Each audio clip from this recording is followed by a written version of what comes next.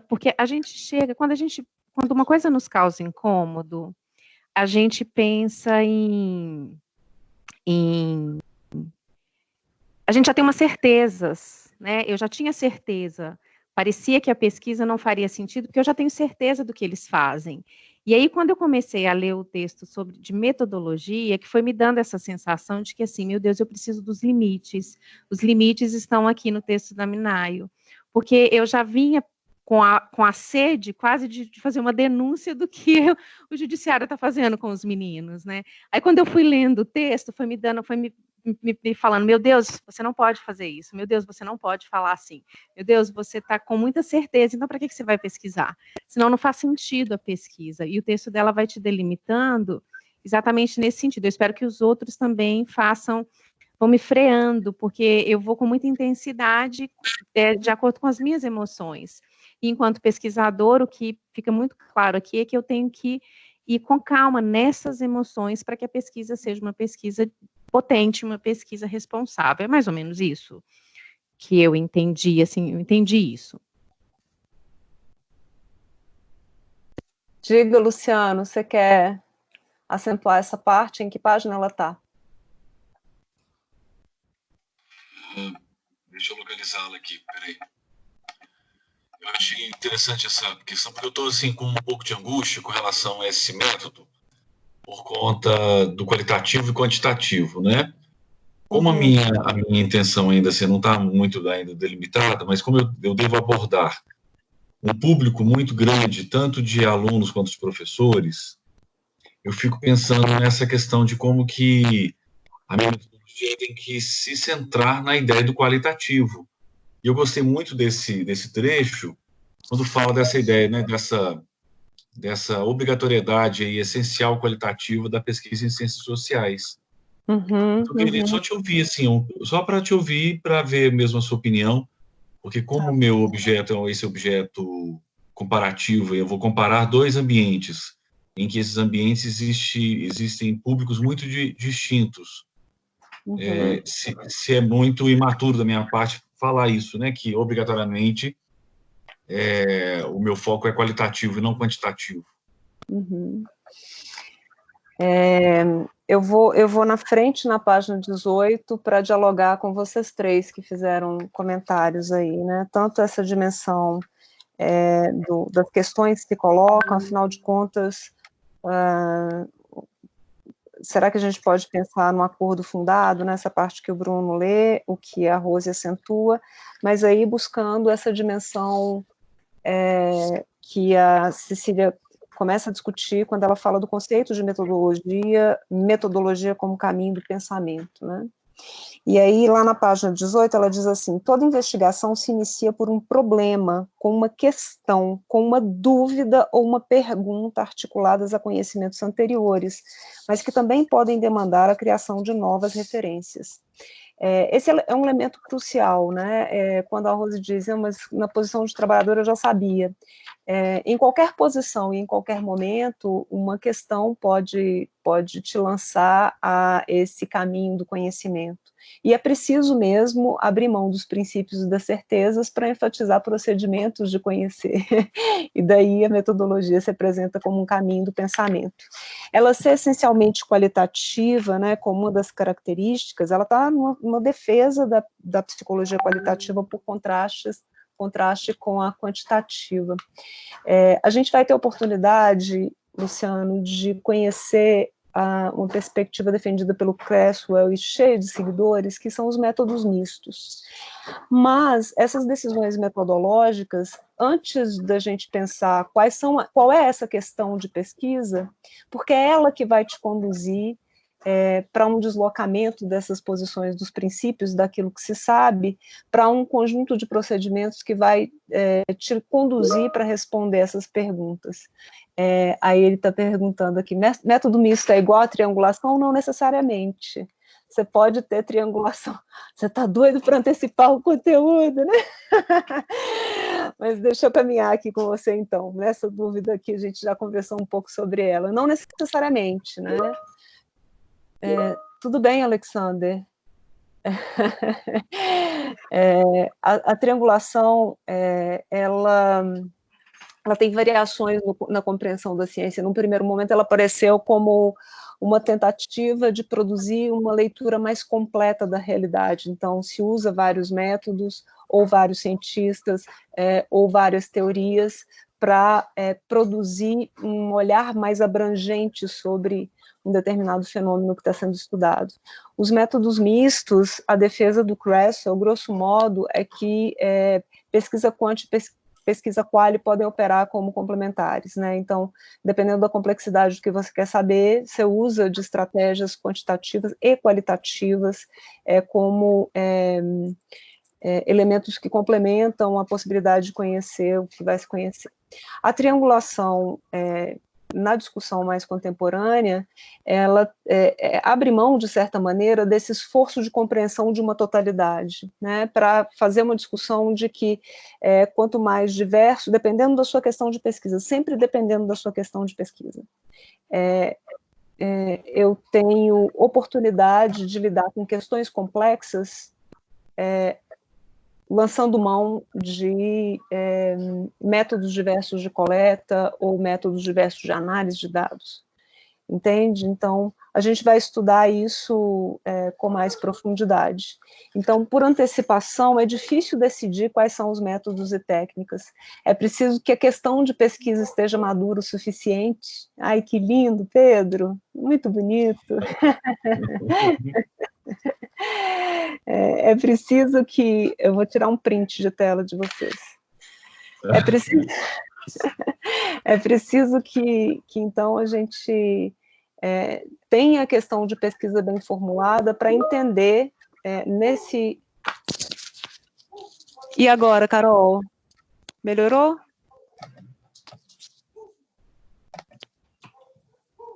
Carol? Oba, então tá. Então, a questão de pesquisa é que vai guiar, então, esse caminho do pensamento, né? Essa é uma discussão que a gente faz muito aqui em casa, porque eu trabalho há alguns anos com pesquisa narrativa, tem me mobilizado muito, e eu brinco com o João do risco que tem de eu sequer variar a pergunta, tão afeita que eu estou com a possibilidade de conhecer por meio dos métodos narrativos, né? Mas, eventualmente, tem questões de pesquisa que não vão me conduzir para narrativas, porque é ela que é central para produzir esse caminho do pensamento. Qual é a sua questão? E que ferramentas você precisa para produzir respostas para essas questões? Isso vale para todos vocês, em certa medida, se a gente pensa o que é essa construção de um caminho de pensamento, né? E acho muito engraçado quando vocês começarem, eu preciso compartilhar com vocês a experiência que eu vivi quando eu estava no doutorado, que eu voltei do período sanduíche e fui para a primeira sessão de seminário de tese e apresentei meu trabalho. Aí um colega virou e falou: mas qual é a sua questão? Eu falei, nossa. E aí eu me dei conta que todos os meus colegas e todas as interlocuções começavam por aí. Que às vezes a gente formula claro que eu sabia qual era a minha questão, né? Acho que ele tem uma coisa também no trato, tem uma coisa muito particular nessa intervenção. Mas aí a professora, a Laura Moutinho, falou, ué, você não viu, não? Mas ele me interpelou, e eu tive que repensar qual era mesmo a minha questão, porque, eventualmente, se perder em qual a sua questão de pesquisa, pode representar um exercício de perder um certo percurso que você imaginou para respondê-la. Por outro lado, em qualquer momento que você resgata a sua questão de pesquisa, é possível entender o caminho que você está fazendo. Há, inclusive, métodos, alguns de vocês se apresentaram como quem estão interessado em cartografia, que defende a deriva, né, nesse caminho do pensamento, defende uma certa deriva nessa composição dos procedimentos, se a gente puder chamar assim, na cartografia, exatamente por acreditar que a interação com o campo vai reformular, assumir que essa interação com o campo vai reformular o seu percurso na pesquisa, sabe? Então, ela ser essencialmente qualitativa é talvez uma marca desse momento em que a Cecília Minayo escreve. Vamos ver que ano é o ano original de publicação. a década de 90, na década de 90, se a gente for pensar no campo das ciências sociais e humanas, a gente já via um tipo de discussão via construcionismo social muito forte crescendo no país. Em algumas arenas das ciências humanas e sociais, produziu, inclusive, uma certa crise mínima, assim. Então, a reivindicação de um lugar para pesquisa qualitativa do jeito que ela coloca, me parece, eu leio, como a necessidade de oferecer um contraponto de uma ciência que é legítima e que tem lugar para existir, por ler diferentemente aquilo que se quer conhecer, né? Diferentemente por contraste com as pesquisas quantitativas. Faz sentido?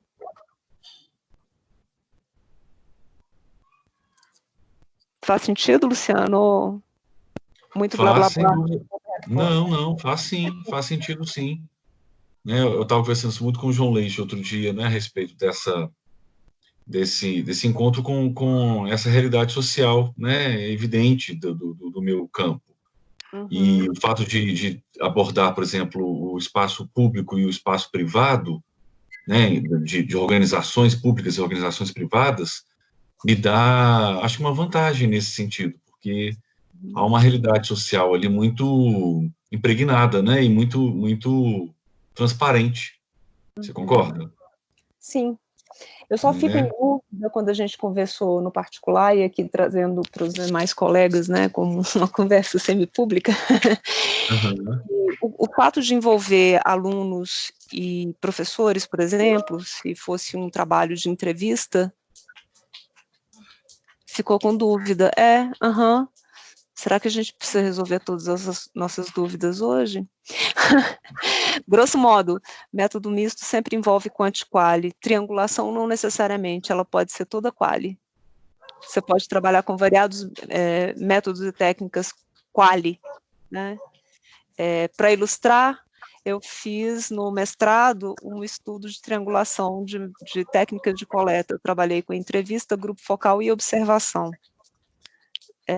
E aí, claro, com os sujeitos diferentes, e claro, se produz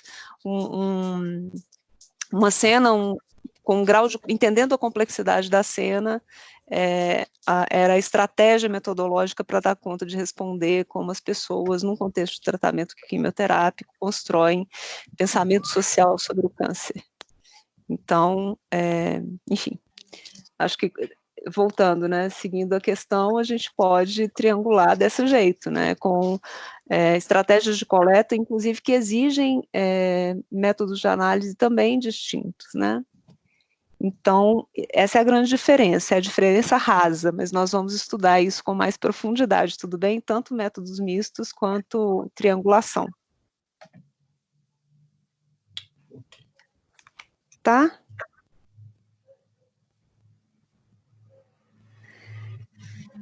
Acho que outro ponto que a gente devia pensar juntos aqui, ainda nesse texto, que vai incidir sobre vocês e que talvez já esteja produzindo algum eco aí, né? Alguns de vocês me acionaram para conversar especificamente sobre os projetos. Eu fiz um pouco de provocação, talvez, na hora de nomear. Opa, Luciana, tem uma dúvida. Com qual ou com quais métodos a conversação se aproxima?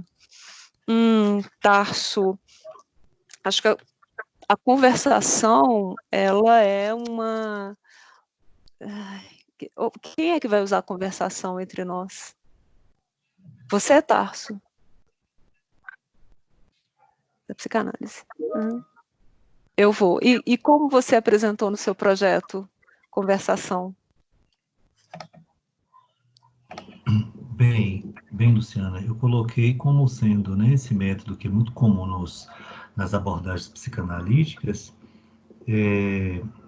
deixar a palavra circular livremente, né, no grupo que é o meu objeto de estudo, né, para que dali saia essa coisa nova. Então a conversação é meio assim uma viagem, né?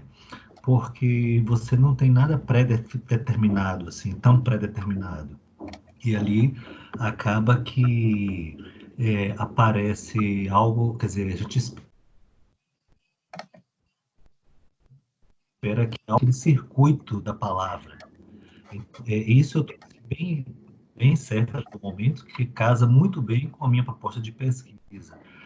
A verdade eu tenho duas dúvidas, na verdade. Uma é com qual método se aproxima mais para a gente poder fazer essa conversa aí, né, nesse trabalho que vamos fazer. Eu não sei em qual encaixar, de fato. E número dois, que eu acho que nós vamos chegar mais à frente, é o tratamento desse material colhido e da conversação. Isso aí eu penso que vai ser mais para frente, já quase, você colocou mais no final do curso. Estou falando, vocês já estão nessa vibe, ai meu Deus, eu vou fazer minha pesquisa agora, nesse momento. Calma. Nós vamos ter também, alguns dos nossos encontros vão ser dedicados à pesquisa em psicanálise, né? Nós temos, inclusive, o próprio corpo docente do programa, com outros professores, tem uma produção que a gente vai ler juntos sobre a pesquisa em psicanálise. E a conversação, ela tem sido, né, tem tido um investimento na pesquisa em psicanálise com... até onde eu consigo ir, mas a gente vai explorar isso juntos, como a emergência do inconsciente nas trocas coletivas, né? Então, não é uma variação do caso clínico, mas no princípio ele é semelhante, porque a aposta é na associação livre e na emergência do inconsciente. Então, é muito peculiar a pesquisa em psicanálise, porque ela, mesmo nos recursos metodológicos, o que se imprime são os princípios, de certa maneira, da psicanálise, tanto na produção quanto na análise dos dados. Então, na última vez que eu dei essa pesquisa, não sei se vocês já entraram no circuito da divulgação das dissertações e teses, mas a Carla D'Alessandro defendeu recentemente, ela trabalhou com as imagens de Frida Kahlo, e eu falava, mas isso não é material empírico? Ela dizia, não, é uma exploração via literatura, e foi com ela que a gente foi, então, explorando que os métodos de pesquisa em psicanálise, eles estão muito costurados com a teoria psicanalítica, né? Mas a gente vai explorar isso. Então, acho difícil, Tarso, a gente produzir essa dimensão classificatória. Será que conversação está onde? Será que é uma triangulação? Não, não necessariamente. Quase sempre, todos os projetos que eu conheço de conversação, a conversação é a grande ferramenta de produção de campo, né? Não sem críticas, inclusive. Mas a gente vai conversar especificamente sobre isso. Tudo bem?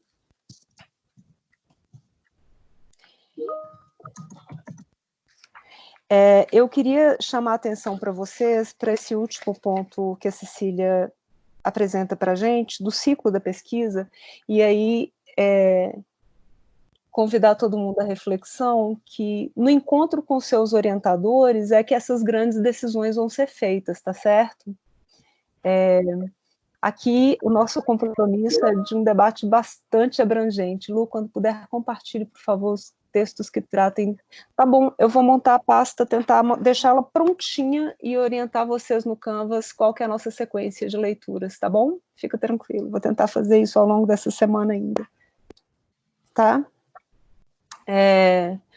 As disciplinas no Canvas abriram no sábado à noite, então essa é uma disciplina extensa, com um volume de indicações de leitura muito grande, e eu tentei montar antecipando 2 aulas, mas é bom que vocês vejam em que momento vão fazer todas essas discussões específicas, né? Isso vai ajudando a gente também a se organizar aqui na nossa conversa. Mas olha só, vamos pensar no ciclo da pesquisa, né? Quando ela diz, diferentemente da arte e da poesia, que se concebem na inspiração, a pesquisa é labor artesanal.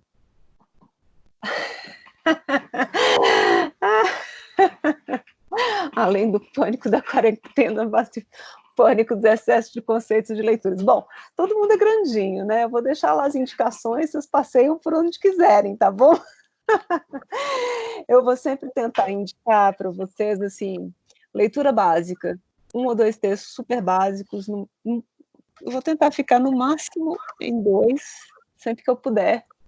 Mas vocês podem fazer a leitura do jeito que quiserem, inclusive sugerir leituras, tá? Eu gosto muito quando vocês, claro, porque cada um está lendo nessas decisões metodológicas dos projetos, coisas específicas, que pode ser que eu nem conheça. Então, seria ótimo se vocês também, se a gente fosse construindo um acervo junto. Sempre que vocês tiverem alguma indicação, eu vou postando lá no Canvas. Antes da gente ir para o texto do Peter, só se lembrem dessa dimensão. A gente acha que pesquisa é inspiração, mas no fundo ela é trabalho, labor, que exige você se dedicar a uma questão, construir um processo metodológico, construir ferramentas de análise. Acho melhor a gente curar pânico nas termas do Poços. Vamos sim, a Andriele vai receber a gente junto com a Carol lá em Poços. Vamos, Luciano, me fala o que você quer falar do texto do Peter.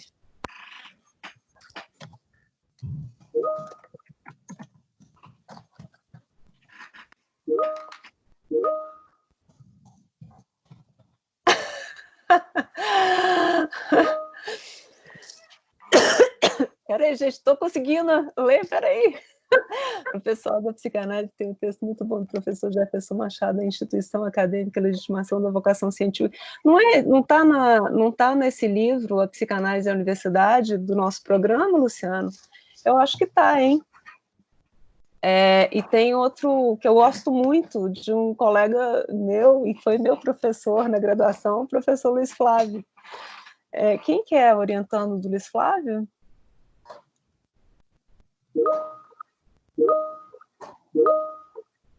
Oba! O Luiz tem um texto nesse livro, eu vou disponibilizar o livro todo e vou indicar alguns capítulos quando a gente estiver discutindo a pesquisa em psicanálise.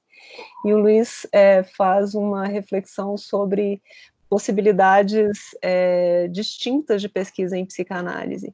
Mas há também no livro essa discussão, né, da tensão que há entre a psicanálise e a universidade. Acho que tem a reflexão metodológica na psicanálise, ela é indissociável da teorização psicanalítica, é a impressão que eu tenho quando eu percorro esses caminhos. Né? Então, o Luiz tem um texto também muito interessante sobre isso, que eu gostaria que a gente explorasse. Então, pensem, o fato de eu abordar a psicanálise, não posso afirmar que a pesquisa se dá nela, né? Luciano, na verdade, a gente entra num outro ponto, que a gente está lá a imaginação sociológica de que ai, meu Deus, onde é que eu pus? De que seguindo, talvez, então, pulando o Peter e seguindo, então, por essa pergunta para imaginação sociológica, em algum ponto do texto, ele apresenta, bom, o pesquisador, ele vai construindo arquivos, inclusive arquivos de livros e leituras que ele faz. Em texto da Daniel Whitlocker, é assim que fala? O lugar da pesquisa clínica em psicanálise, talvez possa... Nossa, gente, tudo pode contribuir. Vamos trocar figurinhas. A pesquisa clínica talvez seja mais tradicional entre a pesquisa clínica e a pesquisa teórica em psicanálise, elas são muito alvo de muito investimento. E também a psicanálise é bastante usada em outros campos, especialmente em diálogo com as artes, a literatura e as artes, até induzido pela própria produção de Freud. Para a conversação tem o livro Metodologia em Ato. Legal, Tarso, você tem ele para compartilhar com a gente? Espero você responder, mas voltando. Então, o lugar que a teoria ocupa na investigação em ciências humanas não é um lugar qualquer, né? E a gente vai explorar isso. Então compartilha com a gente, baixa o Office Lens, eu gosto, não sei se você já tem. Office, eita. Office Lens, a não ser que Pamela, nossa consultora para assuntos tecnológicos, conheça o melhor. O Office Lens é um aplicativo que faz imagens de scanner que eu gosto muito, acho que sempre ficam muito boas. mas Pamela pode recomendar coisas melhores para a gente. Bom, então, essa montagem teórica que você faz, ela pode, inclusive, ser interpretada em alguns textos, mas é talvez das triangulações mais difíceis, que são as triangulações teóricas. Mas a sensação que eu tenho é que dificilmente uma pessoa que usa a psicanálise como abordagem teórica numa pesquisa qualquer, né, descolada dessa relação, o campo da pesquisa e a teoria psicanalítica, vá ser reconhecido no círculo dos pesquisadores em psicanálise como psicanálise. Né? A gente vai tentar discutir isso um pouco também. A psicanálise, mas não só a psicanálise, a sociologia tem matrizes teóricas muito fortes, os usos que a psicologia faz da filosofia também tem um caráter multifacetado, mas ele apresenta para a gente um determinado uso que a gente faz fragmentado dos nossos arquivos de leitura. Né? Parte do nosso ofício é tentar arrumar aquilo que a gente vai arquivando nas nossas notas de pesquisa, incluídas os livros, os artigos, a parafernália de literatura científica que a gente acaba se envolvendo necessariamente para essa linguagem, que não é uma linguagem qualquer, né? Compõe o nosso ofício mesmo, essa experiência de montar o que você vai estudar a partir do que as pessoas já estudaram, né? Então, ele vai defendendo como é que você encontra com os autores, o que você desenvolve a partir disso. Vamos voltar sobre artesanato intelectual. A Ju tinha dito que leu o texto. Que ponto você ressaltaria, Ju?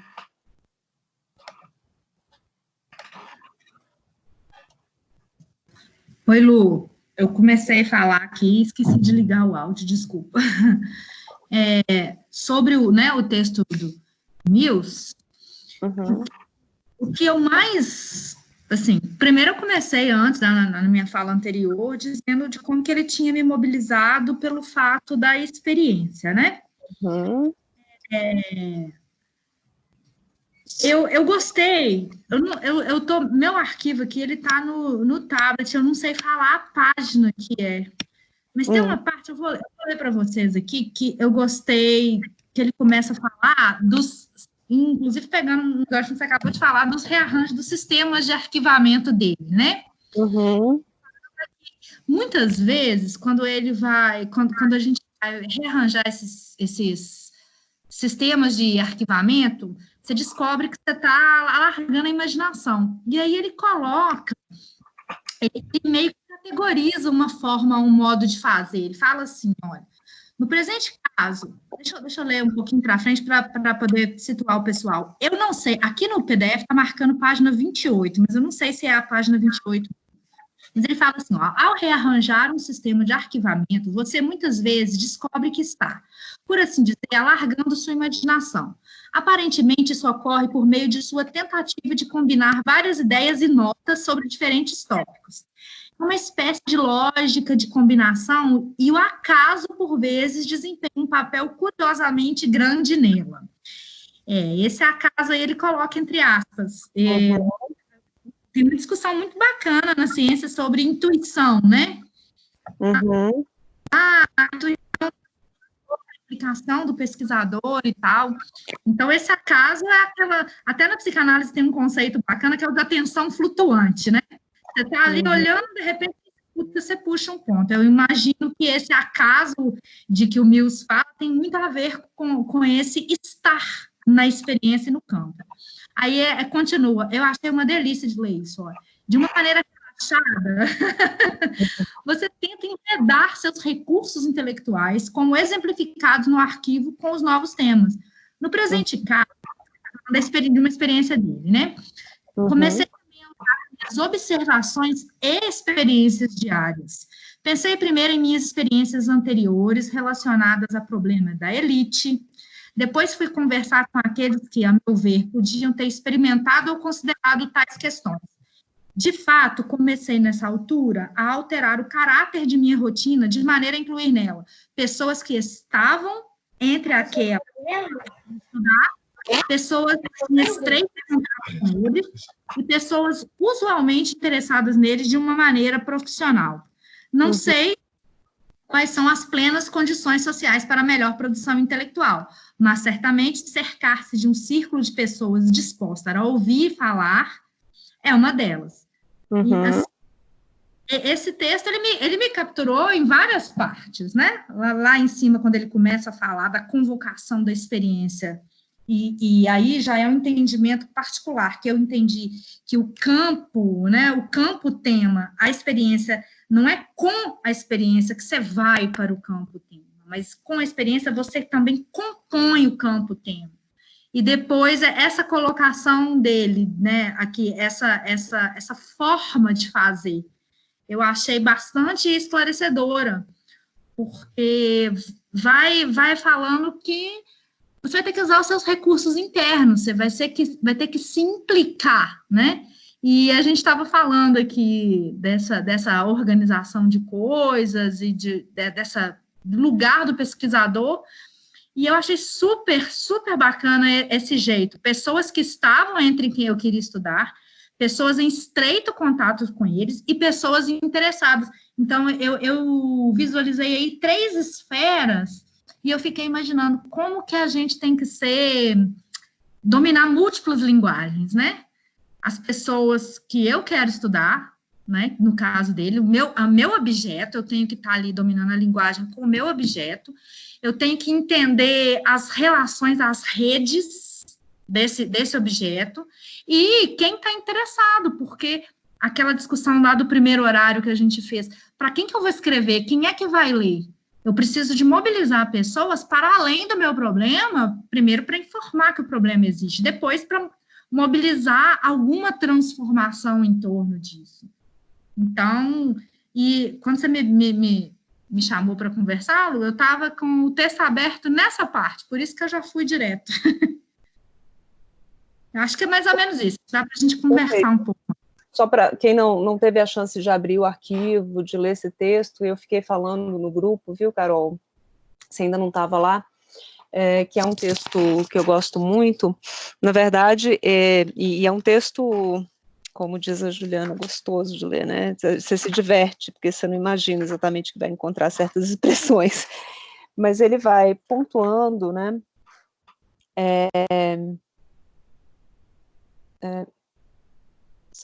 Como eu procedo, então, para entender que o cientista social, é a expressão que ele usa, como eu vou construindo, então, o meu fazer pesquisa, o meu pesquisar como artesanato, né, como um ofício, como um trabalho. E ele estabelece, então, alguns pontos para tecer esse argumento, né? O primeiro deles, essa ênfase na relação entre o trabalho do pesquisador e a vida do pesquisador, e aí, talvez voltando um pouco naquilo que a Rose colocava lá via Minayo, como ele nos desafia a pensar que o conhecimento é uma escolha tanto de um modo de vida quanto de uma carreira. Quer o saiba ou não, o trabalhador intelectual forma-se a si próprio à medida que trabalha para o aperfeiçoamento do seu ofício, né? Mais adiante ele diz, isso significa que deve aprender a usar sua experiência de vida em seu trabalho intelectual, examiná-la e interpretá-la continuamente. Nesse sentido, o artesanato é o centro de você mesmo, e você está pessoalmente envolvido em cada produto intelectual em que se possa trabalhar.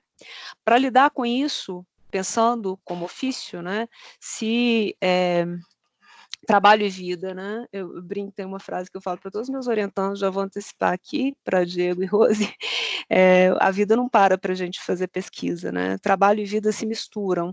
A gente está confinado, as que têm filhos estão lidando com essa experiência, as que têm gato também, as que têm cachorrinho também. A gente vai aprendendo essa experiência de trabalhar nesses termos que estão oferecidos para a gente hoje. Mas ele oferece também uma pista para a gente lidar com essa essa dimensão de que vida e trabalho científico, elas caminham mais ou menos juntas, né? Mantendo um arquivo, alguém está falando alguma coisa? Não. Mantendo um arquivo adequado e desenvolvendo, assim, hábitos autorreflexivos, você aprende como manter seu mundo interior desperto. E ele começa a investir, então, nesses registros autorreflexivos, voltando um pouco no texto, que o artesão, você como pesquisadora, a artesã tenta reunir o que está fazendo intelectualmente, o que está experimentando como pessoa, com também uma forma de compreender o seu processo de investigação.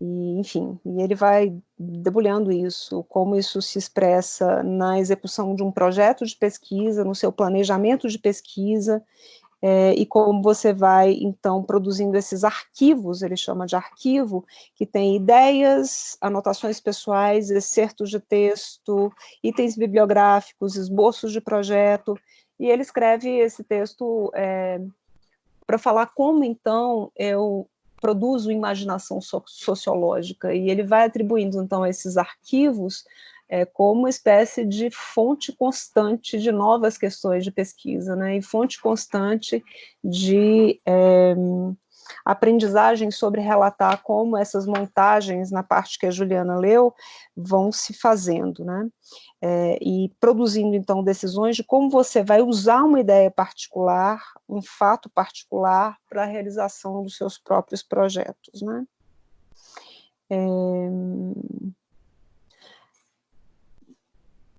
O que mais? Vamos ver. Acho que é um texto que chama atenção. No ponto 3, entre os pontos que ele acentua, é para a gente rir junto, tá bom? Ele diz assim, ora, não gosto de fazer um trabalho empírico, a menos que isso seja inevitável. Quando vários de vocês escreveram lá, então, o que queriam produzir de experiência de metodológica, né, de caminho de pensamento. Acho que poucos escreveram, vou fazer uma pesquisa teórica, ou vou fazer uma pesquisa, alguém escreveu, não me lembro mais quem exatamente, uma pesquisa teórica e bibliográfica. E ele reconhece que o trabalho de campo, ou colher informações, né, numa determinada cena empírica, ela é um trabalho exaustivo, né, ele fala assim, olha, quando você tem uma equipe de assistentes, é muito trabalhoso, quando se emprega uma equipe, esta muitas vezes dá ainda mais trabalho, é muito divertido. Mas ele defende esse espaço da pesquisa empírica como a possibilidade no artesanato intelectual de dirimir dúvidas, de eventualmente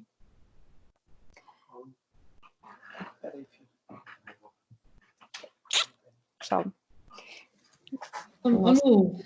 Oi, pode ir, vai.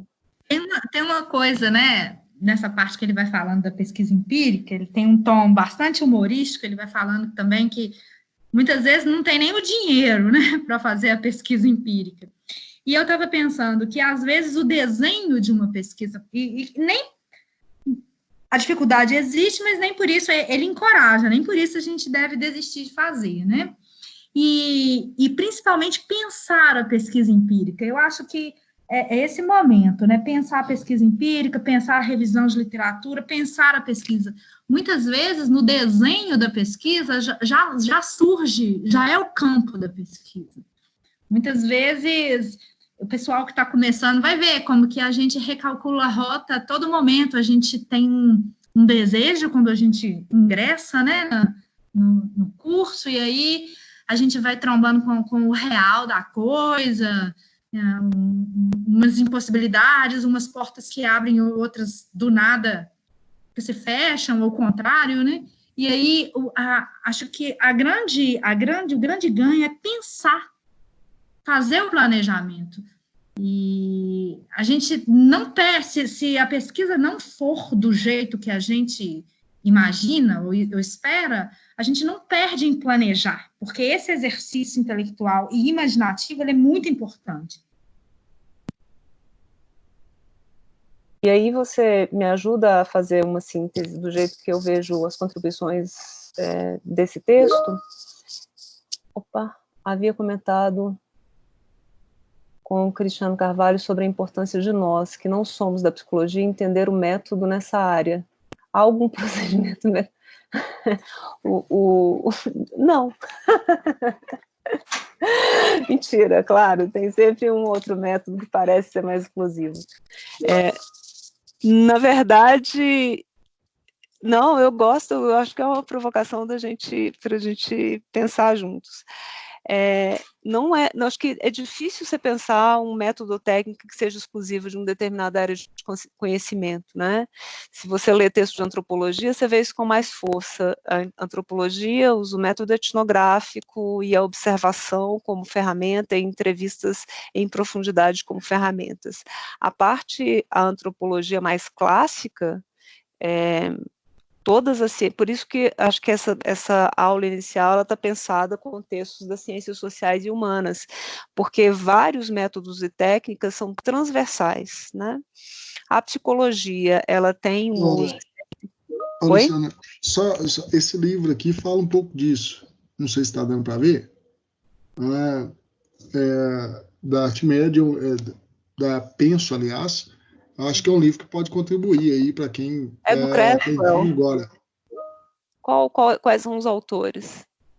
A nona edição é o John Schalgarsen, Eugene Zechimester. Os sobrenomes estão bem complicados, tá?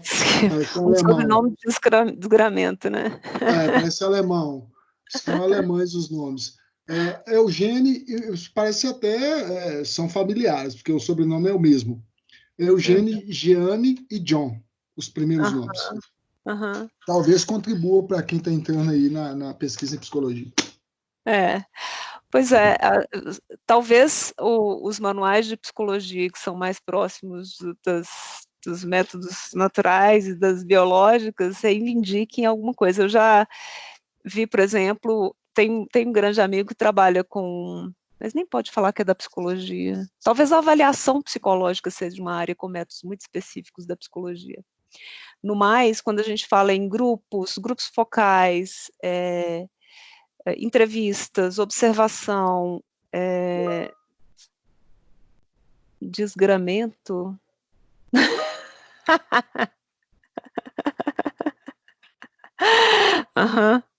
Gente, eu sou de Choflotone, eu tenho umas palavras assim que denunciam.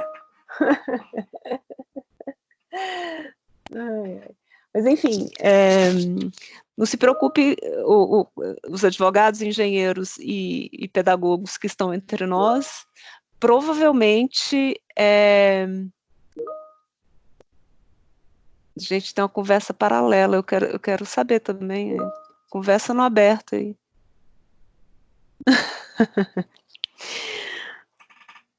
Vou voltar, vou me distrair com esse chat, não. Deixa eu só fazer a síntese a partir da sua fala, Ju, que é mais ou menos assim, olha, talvez a grande questão para entender a pesquisa como ofício seja menos a lisura dos métodos, mas a capacidade de entender de que você dispõe no seu ofício e de como você os coloca na conversa com os outros. Entende? Então, esse talvez seja o maior cuidado na imaginação sociológica. O que você faz diante do que você dispõe, de todas as suas notas, de todas as cenas empíricas, de todos os diálogos com os autores, o que você faz com isso para produzir novas compreensões de um determinado fenômeno social. Então, para mim, o jeito que você apresenta e que eu estou tentando aqui talvez complementar, não sei, ou discutir junto, é a importância, então, do método, menos como qual é o procedimento, qual procedimento é certinho para a minha pesquisa, e mais como a reflexão do o que você juntou, você estava ciente do que você estava juntando?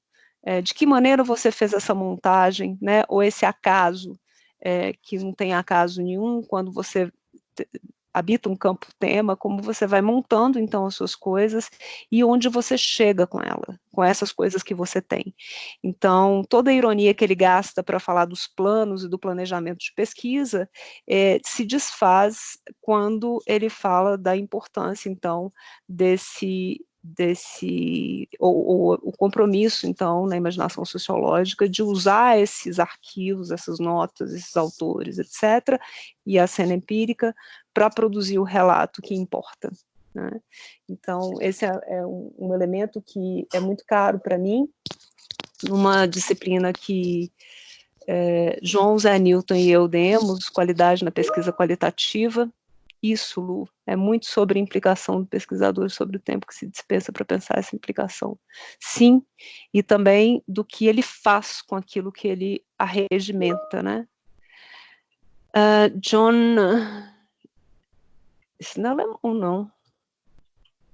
Zeckmeister, pode ser.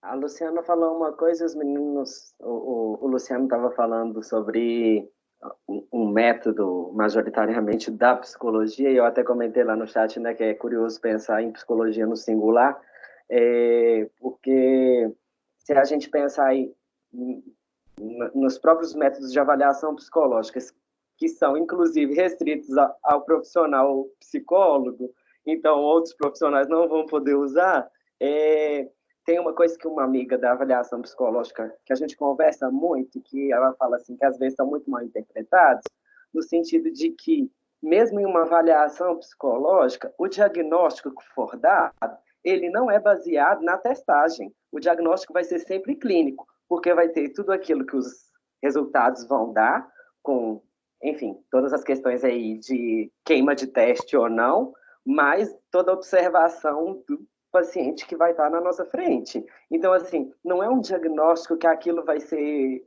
um teste que vai dar o resultado, porque senão a internet poderia fazer isso.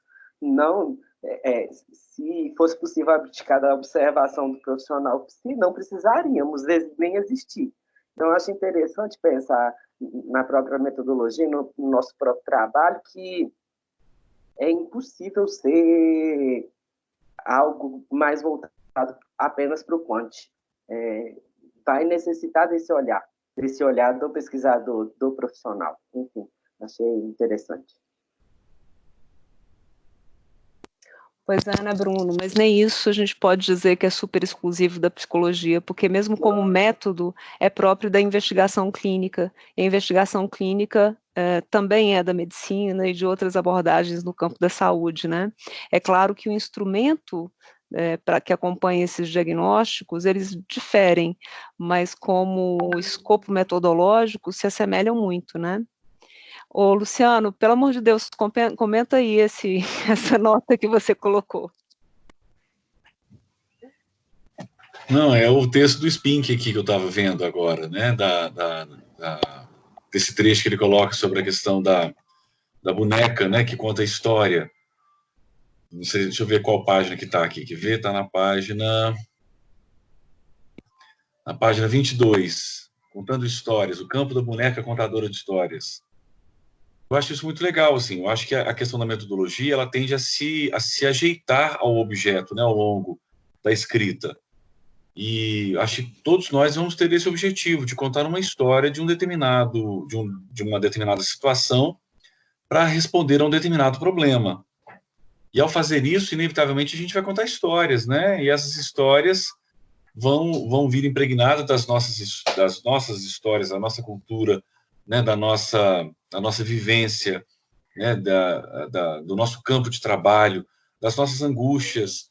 Eu acho que, inevitavelmente, todos os trabalhos eles tendem a trazer algumas respostas, tanto no campo pessoal, tanto no campo profissional. Então, eu fiquei muito encantado com esse trechinho aqui da página 22, porque ele fala sobre essa possibilidade da gente realmente resgatar esses valores que nós temos durante a pesquisa. Não sei se era para uma interpretação possível assim, do texto, mas eu achei bacana demais essa parte do texto. Ele está falando de um grupo de pesquisadores que trabalham numa perspectiva construcionista. E a narração, a gente não se inspira só neles, mas eu vou compartilhar com vocês um texto lá naquela última sessão que Rosineide e eu escrevemos sobre as narrativas científicas, ou como é que a gente conta o que a gente fez como pesquisadores, né? Que é também muito inspirado nessas leituras aqui que eu estou trazendo para conversar com vocês nesse primeiro encontro.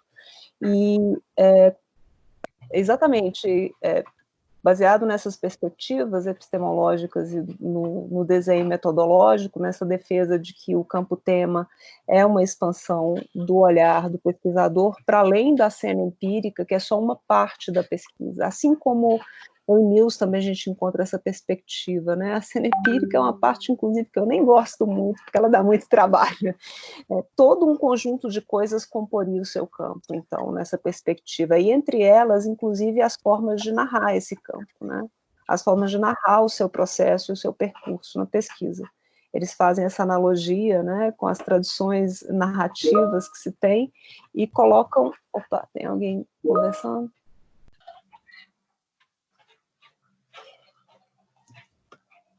Peraí, gente.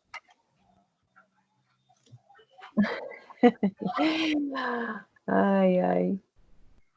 O mais fantástico da psicologia. Gente, tem um circuito paralelo aqui nesse chat, está muito divertido.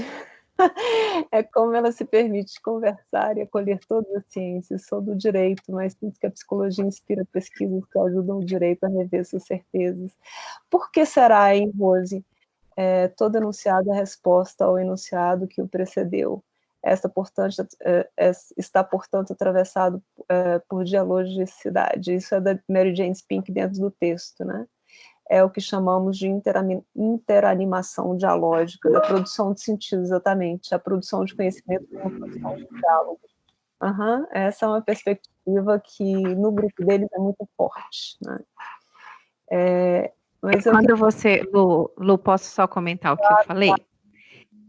Quando eu falo que a psicologia inspira pesquisas, porque, na verdade, o direito, primeiro a gente estuda vários temas da psicologia que nos direcionam nos nossos caminhos, né? Eu acho que não existe nada que a gente estude que a gente não estude um pouco de psicologia, né? Eu sou uma apaixonada pela psicologia, até hoje eu tento entender por que eu fiz direito e não psicologia, mas esse é uma eterna dúvida. Mas é porque, assim, ajuda a gente a rever nossas certezas, e o direito, ele tem muito disso, de ter certeza de tudo, exatamente porque a gente se baseia em leis, né? E a gente tem aquela coisa de que a lei é certa, correta, justa e perfeita.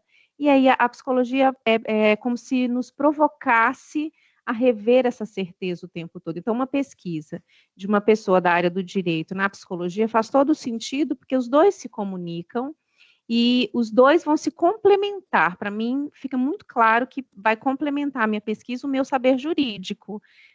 Eu percebo isso desde que eu comecei a querer pesquisar dentro do universo da psicologia e não do direito.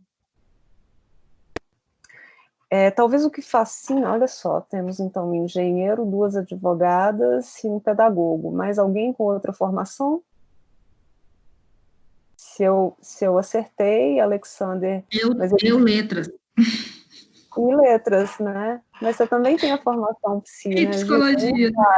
Aí não vale, eu já se brilhou. Filosofia, teologia, é verdade.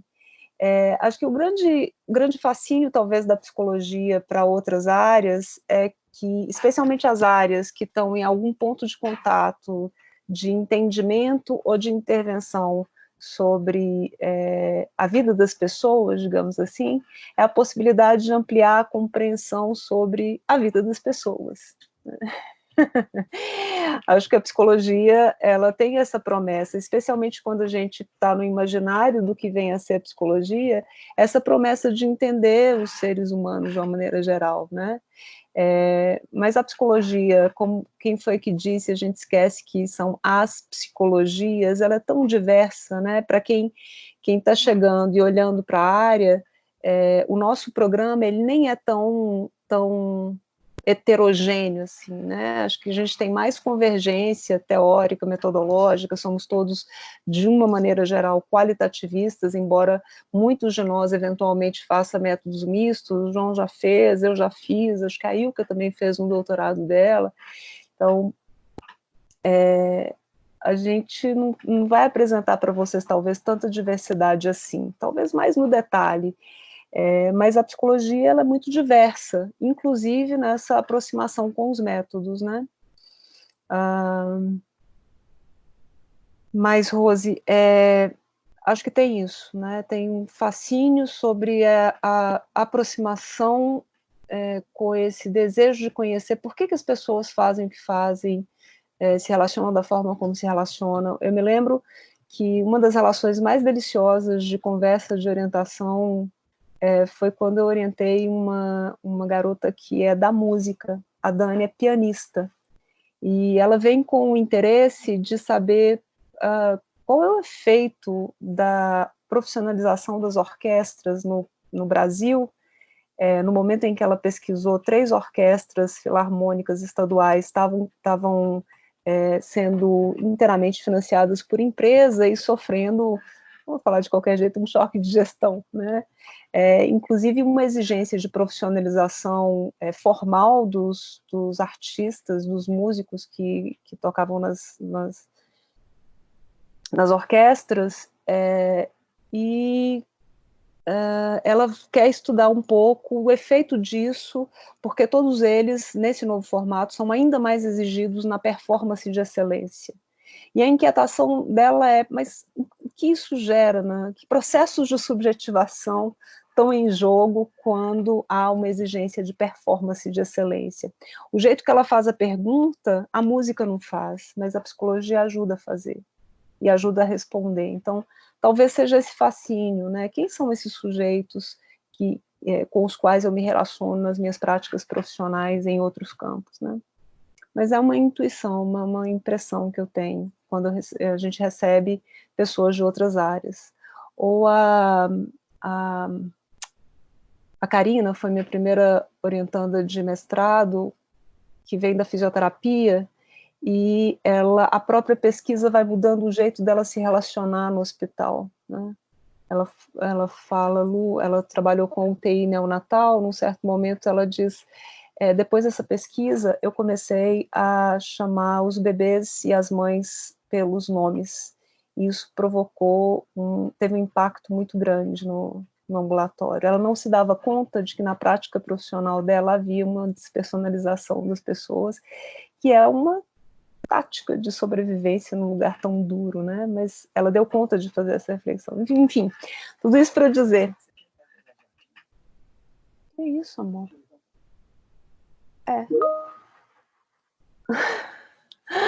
Desculpa, gente. A gente tem que desenvolver uma etiqueta aqui entre nós. Andriele também é pedagoga. Já fomos. Também sou pedagoga, sou suspeito. Filosofia e psicologia casam super bem. Assim, sou apaixonado pela filosofia existencialista. Natural, Cristiana. Nenhuma ciência pode ser ciência de si mesma, particularmente uma depende da outra, sem fechar cerco. Ok, tá certo? Peronomútil. Em determinados momentos, a gente está compartilhando de mesmos processos e formas de conhecer, mas quando a gente olha para os processos formais da ciência, a gente lê uma tabela do CNPq que diz qual é seu objeto, qual é o objeto de cada uma, qual é o método de cada uma, por isso não estranha que se pressuponha que a psicologia tenha um método. Ela não tem um, e ela bebe de todas as fontes praticamente e inventa os seus próprios.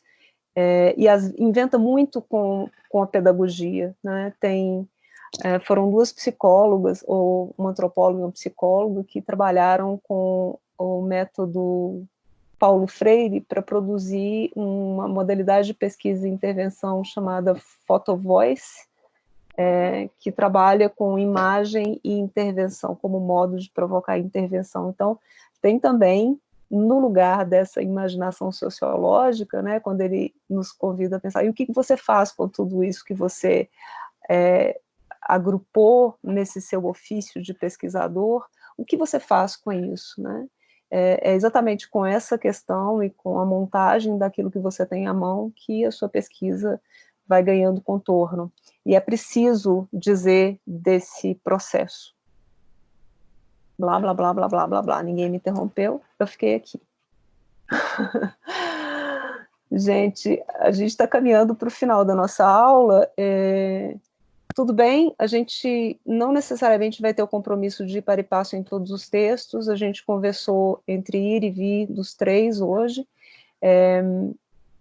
mas semana que vem eu acho que eu vou começar pela apresentação dos textos, vou tentar preparar algum tipo de apresentação e a gente vai inverter no primeiro tempo, discutindo mais perto dos textos, no segundo tempo, provocados, com debates provocados pelos textos. Tudo bem? Eu acho ótimo, Lu. Eu te propus exatamente isso. Eu estou vivendo uma situação semelhante lá na UNO também, onde eu dou aula, e eu estou com muitas turmas de graduação em que eu estou com 4 tempos seguidos. E é muito exaustivo, né, ficar na tela o tempo inteiro, de forma apenas com o conteúdo sendo expositivo. Então, acho que essa ideia que você está falando aí de produzir um material, né, mais sintético, né, dos itens que você quer discutir, vai ajudar demais, né? Vai dar um norte maior para a nossa... Vai organizar melhor o pensamento, que eu queria dizer, entendeu? Ele só não pode engessar nosso pensamento. A minha dificuldade... Não pode, A minha dificuldade com as exposições é a centralidade da figura, né? Mas, enfim... É a riqueza da sala de aula presencial, né? Que a gente consegue capturar todos esses pensamentos assim, ao mesmo tempo, né? Mas eu gostei, assim, achei que vocês participaram muito bem e a gente fez uma troca. Bom, essa é a minha impressão, né? Mas eu gostaria que a gente não perdesse isso, né? De ser realmente um encontro em que a gente troca experiências e conversa sobre os métodos. Para a próxima semana, já está lá na página do Canvas, e eu preciso também reproduzir para você, Wellington, que ainda não está com acesso. Eu levantei algumas questões para guiar a nossa leitura, tá? Já é um primeiro exercício que eu convido vocês a fazerem. Quando vocês já estão com o texto no WhatsApp, mas deem uma passada no Canvas para ver as questões que estão lá, tudo bem? Em parte, elas têm muito a ver com a discussão que a gente produziu aqui no primeiro tempo. Achei ótimo várias contribuições acontecendo em tempo real, assim que se constrói a aprendizagem significativa. Eu também acho legal isso, Mirelle. Bom, gente, alguém quer uma palavra final? Eu só queria entender um pouquinho mais o que ficou para a semana que vem, então. Você falou que está lá no Canvas, o quê? Eu vi... Tá. Vou compartilhar a tela com vocês, que eu acho que fica mais claro, tudo bem? Tá, claro. Olha aqui.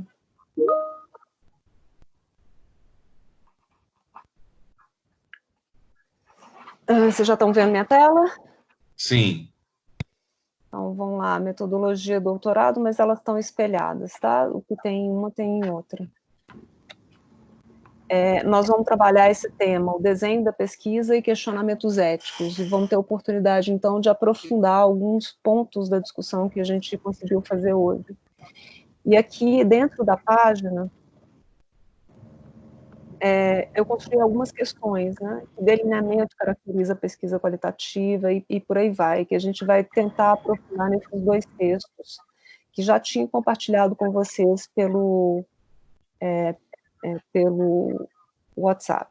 Eu vou fazer um print de tela para você depois, Wellington, e compartilhar também lá. Por enquanto, eu gostaria de manter o grupo de WhatsApp ativo apenas para esses compartilhamentos do que está no Canvas, lá no WhatsApp também, mas aos poucos não, assim que vocês todos estiverem no Canvas, o WhatsApp, ele só pode funcionar para trocas rápidas entre nós, para a gente não se invadir na nossa vida. tá? Porque aqui cada um entra na hora que quer e se organiza para os estudos da forma como quiser. Por aqui também vocês conseguem me acessar. A caixa de entrada é como se fosse um e-mail orgânico do Canvas, né? Por aqui vocês conseguem escrever, você vai selecionar, eu não sei como é que é a interface de aluno, mas você tem como selecionar o destinatário, tá? Provavelmente você vai conseguir ver só a nossa disciplina ou só as disciplinas em que você está matriculado, e aí você deve selecionar a metodologia, e lá vai ter a opção professor para conversar comigo. Quem é a Estrela? Luciana, um minutinho antes de você finalizar. Os textos que você colocou anteriormente no Canvas, como você já viu, estavam corrompidos.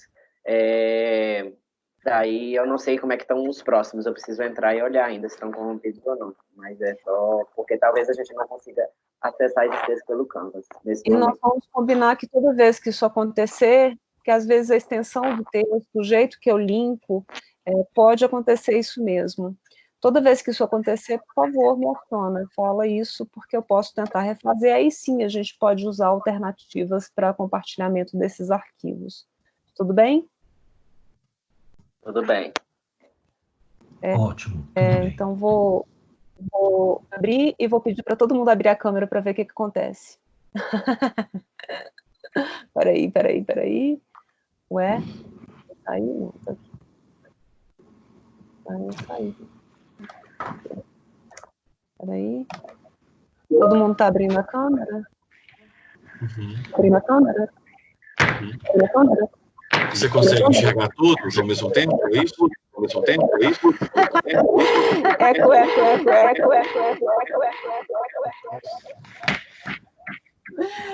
Não, eu sempre com um de vocês, agora eu tô com o Bruno. Vocês deixaram?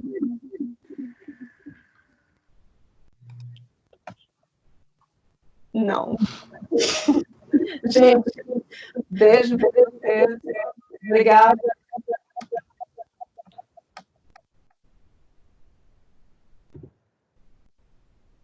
E a gente se encontra semana que vem. Então, Adeus, até mais, até semana que vem. Nós ainda temos essa semana orientação, Luciano. Rose, pode ficar um pouquinho.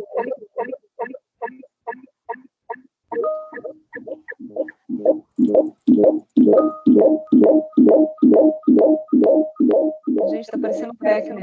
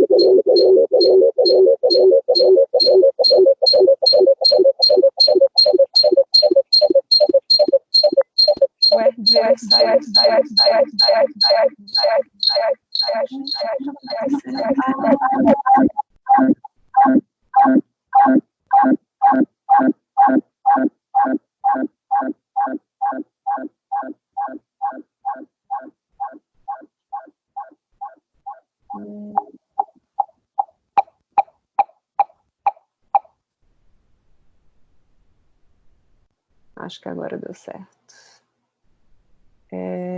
Quem está aqui ainda?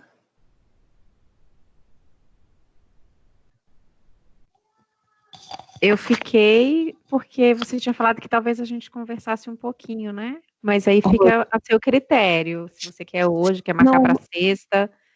Não, é Rose que está falando, né? Rose, Na verdade, eu estou esperando a PUC Virtual liberar as disciplinas de orientação para a gente, porque o que eu tinha combinado no dia que eu conversei com Luciana e Diego é que a gente vai alternar tarefa no Canvas de orientação numa semana e alternando as nossas reuniões virtuais de orientação e essas indicações feitas pelo Canvas na disciplina de orientação.